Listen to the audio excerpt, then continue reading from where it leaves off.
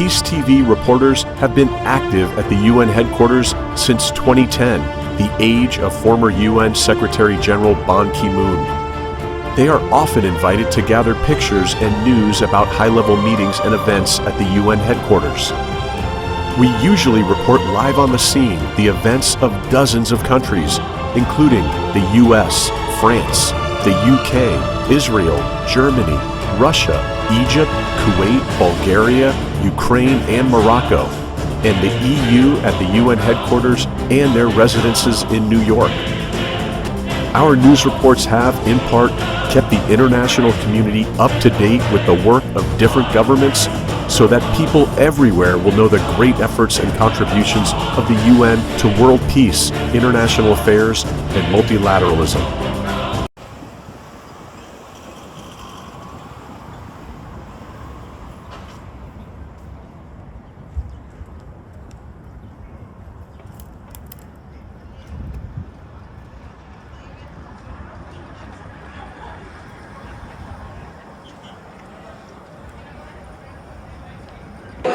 I'm not looking at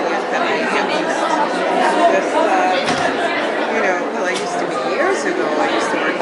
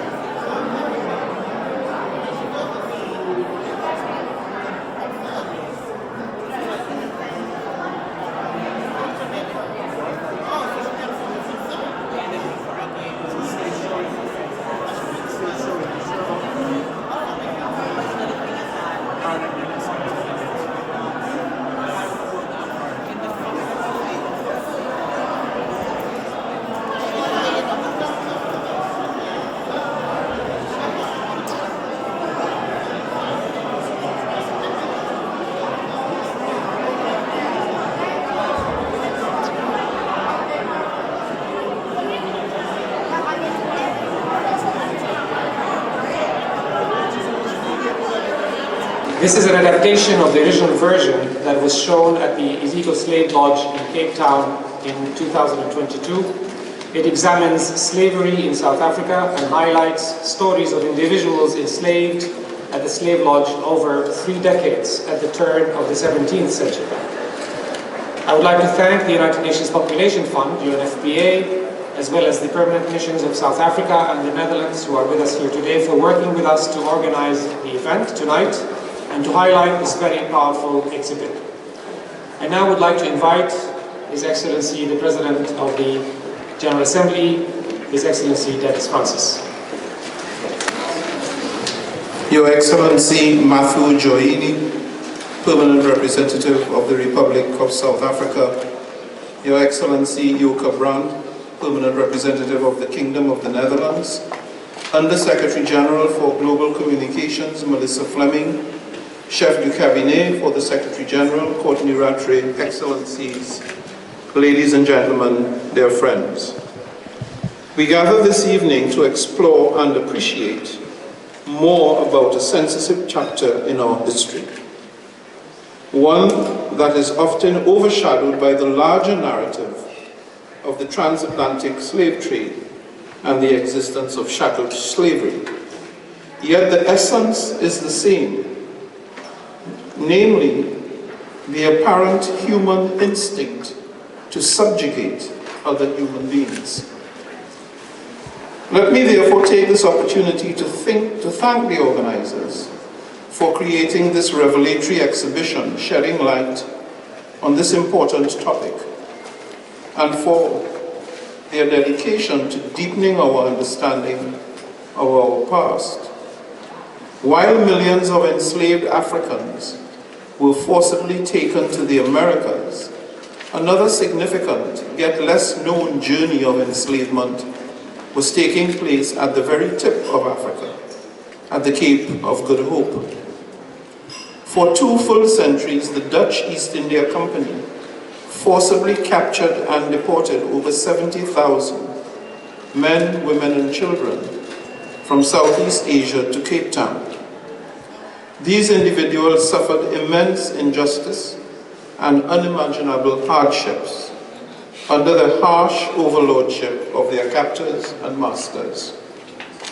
Unlike in the Americas, where most slaves originated from West Africa, those brought to the Cape came from India, Indonesia, East Africa, Mauritius, and Madagascar. Upon arrival, they were stripped of their identities, often renamed after the month they arrived, transforms the site of human wrongs into one of human rights. Excellencies, ladies and gentlemen, as I close, let me share with you that just 2 days ago, I had the privilege of delivering a special address at the New Schools Institute of Race, Power, and Political Economy, where I delved deeper into the enduring legacies of the transatlantic slave trade and emphasized the critical need for reparatory justice. Understanding these histories through discussions like today's exhibition event is crucial, as they not only deepen our appreciation of our shared past, but also teach us valuable lessons about avoiding the commission of certain acts and behaviors in the future, and ensure that the faces and names of the Cape of Good Hope, at the Cape of Good Hope, are remembered, not as mere objects, but as vital contributors to our cultural diversity. Let us carry forward the knowledge and insights from these exhibitions, fostering a deeper understanding and appreciation of the complex and often painful tapestry. The significance of understanding the identities and the forbearance of these people. Who were they? What kind of work did they do? And how have they managed to survive in a hostile, foreign, and violent environment? cannot be overstated. Befittingly so, this exhibition aims to answer these questions and more. It seeks to oblige us to reflect on some of these untold stories, honoring the courage, resistance, and resilience of these enslaved people, and their profound but unacknowledged contributions to humanity. This powerful exhibit does not only recount past atrocities, it transforms the site of human wrongs into one of human rights. Excellencies, ladies and gentlemen, as I close, let me share with you that just 2 days ago, I had the privilege of delivering a special address at the New Schools Institute of Race, Power, and Political Economy, where I delved deeper into the enduring legacies of the transatlantic slave trade and emphasized the critical need for reparatory justice. Understanding these histories through discussions like today's exhibition event is crucial, as they not only deepen our appreciation of our shared past, but also teach us valuable lessons about avoiding the commission of certain acts and behaviors in the future. By bringing these harrowing histories into our collective consciousness, we give form and voice to the unseen and voiceless, and ensure that the faces and names of the Cape of Good Hope, at the Cape of Good Hope, are remembered, not as mere objects, but as vital contributors to our cultural diversity. Let us carry forward the knowledge and insights from these exhibitions, fostering a deeper understanding and appreciation of the complex and often painful tapestry of our complex human heritage. Let this process of learning and reflection be another crucial step towards acknowledgement and redress, never forgetting the hard lessons of the past and respecting the sacrifices of those who came before us. I thank you. Thank you, Your Excellency. I would like to invite to the lectern the United Nations Under Secretary General for Global Communications, Mr. Fleming. Friends, Excellencies, we are here tonight to commemorate those who have endured a terrible fate. Enslaved under horrific conditions at the Cape of Good Hope, they were forced to live their unhappy lives under a brutal system of oppression and cruelty. And this exhibit tells so well the stories of some of those tens of thousands of women, children, and men.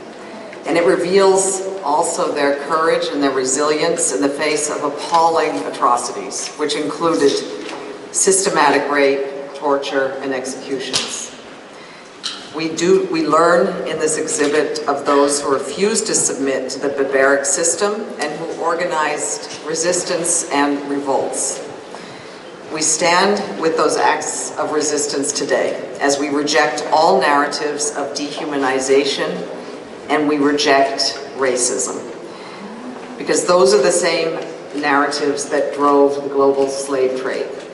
And for so many dark centuries of oppression across the Atlantic and within South Africa too, and that we were used to justify acts, that were used to justify acts of trafficking, of forced labor, and sexual violence against countless generations of Africans and Asians, and who were traumatized by white enslavers. The legacy of those heinous acts remains with us today. We see it still in prejudice, in discrimination, in poverty, and in violence that plagues our troubled world. This work is vital and it's also urgent, and it begins, as always, with remembering and with honoring and preserving this history, which is what makes this exhibit such a powerful contribution to that work. So as you walk around and study and observe the exhibit and learn about the shocking stories of those who suffered under slavery, I invite you all to take a moment to reflect on how far we still have to go to address this terrible legacy, but also on how you and we can make a bigger impact on that work. Thank you.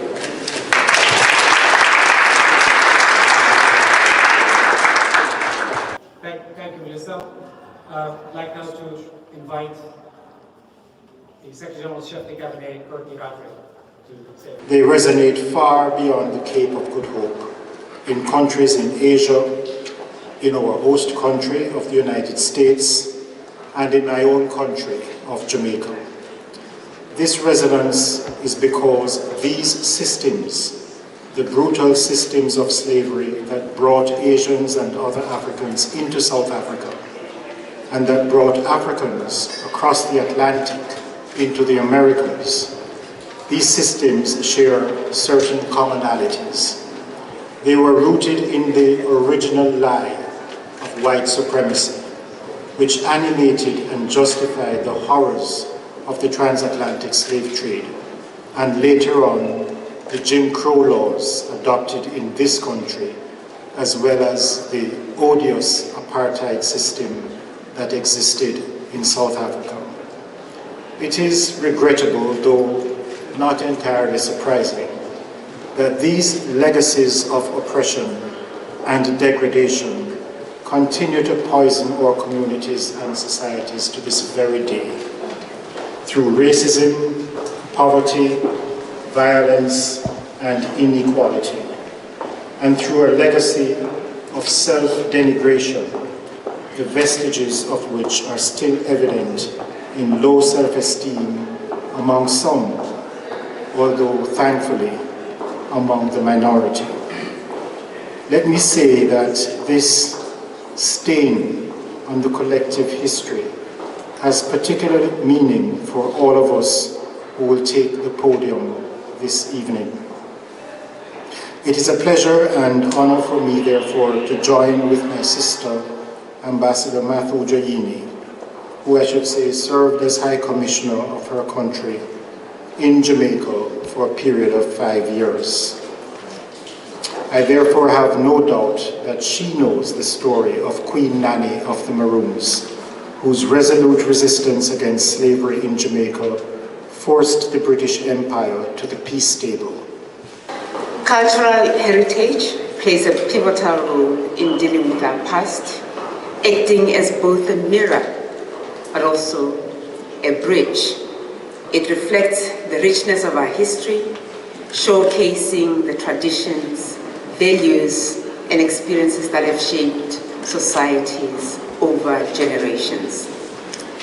In cases where historical injustices have occurred, cultural heritage can facilitate healing by commemorating the experiences of all involved, acknowledging suffering and celebrating resilience and contributions. The Iziko Slave Lodge Museum is a poignant testament to South Africa's complex history, particularly marking the colonial origins and journey. This museum, one of the oldest buildings in Cape Town, originally served as housings for slaves of the Dutch East India Company. It has also served as a government offices building and a Supreme Court building, but today it functions as a powerful educational resource that encourages reconciliation through education.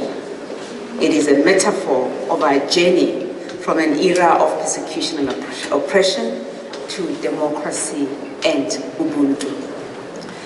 Dear friends, we are very pleased to co-host this exhibition with the UN partners and most importantly with the Kingdom of the Netherlands. The symbolism of this action reflects the spirit of reconciliation and building a global community together. Understanding our past is crucial for reconciliation and healing. It allows us to comprehend the context and complexities of painful events and fosters empathy and compassion. By delving into historical events and the motives behind actions, we can uncover the roots of misunderstandings and injustices. The Iziko Slave Lodge Museum and others like it play a crucial role in the process of reconciliation and healing. It provides a space for reflection and dialogue, allowing individuals and communities to engage with their history collectively. Through learning and acknowledgement, society can be better and reflect on past injustices and work towards a more equitable future. We are very pleased as co-hosts to have been able to share this history of South Africa, the history of all of us, I think, with you. And I'm very pleased to hear, Melissa, that it will be around for the next, until the end of May. Thank you very much. Thank you, Your Excellency. I would like now to invite, even though she has not served in Jamaica, the permanent representative of the Kingdom of Netherlands to the United Nations, Yoka Brandt.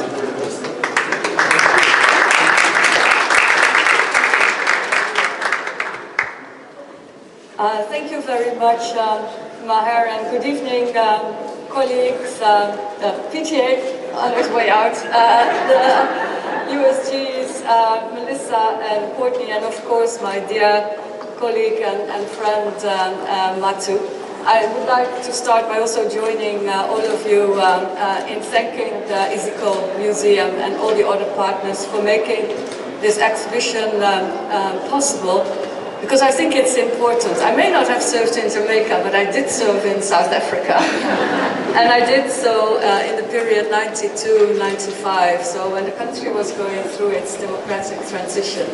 So I can safely say that I feel connected to the people, to the country, and to its history. So it's a special privilege for me that we do this together.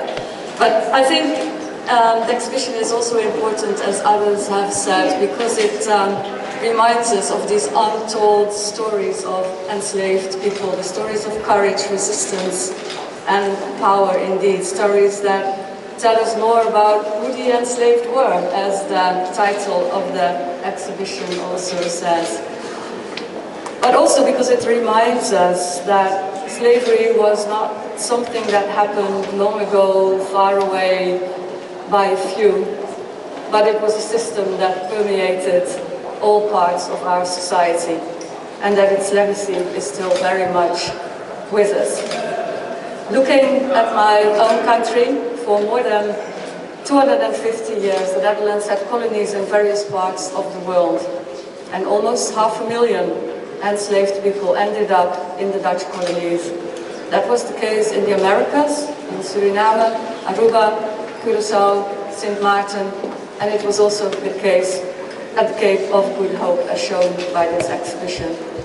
The Dutch East India Company established a trade port in the then Dutch Cape colony, and for years transported and enslaved persons from the Indian subcontinent, from Southeast Asia and from East Africa. We can only look back on our own involvement with slavery with horror, sorrow and shame. But we also need to look ahead and come to terms with this painful history and to face uncomfortable truths. As many of you are aware, last December the Dutch Prime Minister Mark Rutte moved to offer a formal apology on behalf of the Dutch state for the Netherlands' historical role in the slave trade. He offered this apology to people that were enslaved in the past, everywhere in the world, and who suffered the consequences of Dutch actions, as well as to their daughters and sons, and to all their descendants, up to the present day.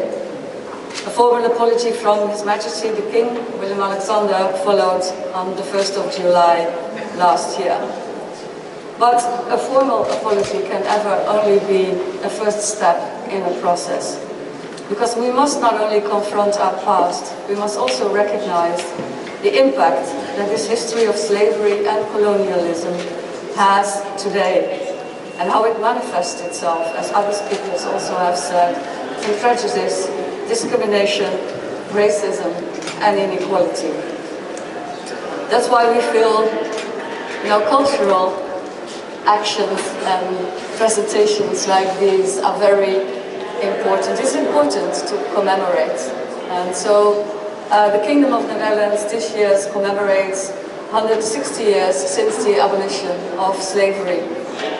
A commemoration that is done together with Suriname and partners in the Caribbean.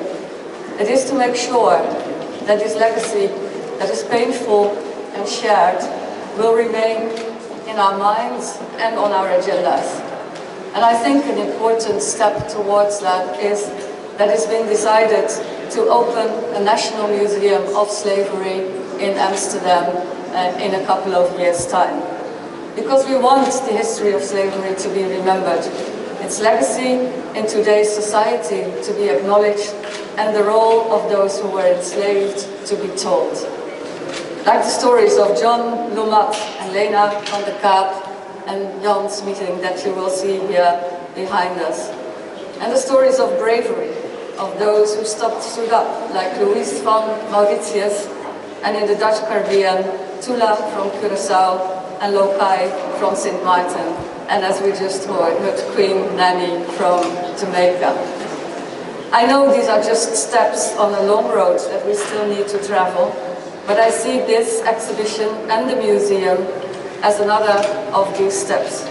And for me, the power of the exhibition here is in the stories of the individuals, those who suffered under slavery, those who rebelled against it, but through those stories, it also lays bare the system of slavery, the system in which women, men, and children were bought and sold as property, forced to work and held in captivity for the profit of other people, other economies, and other countries. A system that leaves its marks in our society up to this day. I know there is no undoing the past, but I think in the here and now we can work together to heal, to repair, and to get to a better and more equal and just world. I thank you.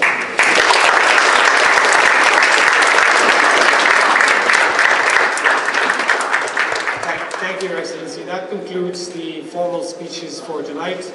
I would like to invite you to visit the exhibit. We have colleagues from the division who can talk to you more about it. I'd like to thank them for the excellent work they have done. Once again, we're very grateful for your presence. Thank you.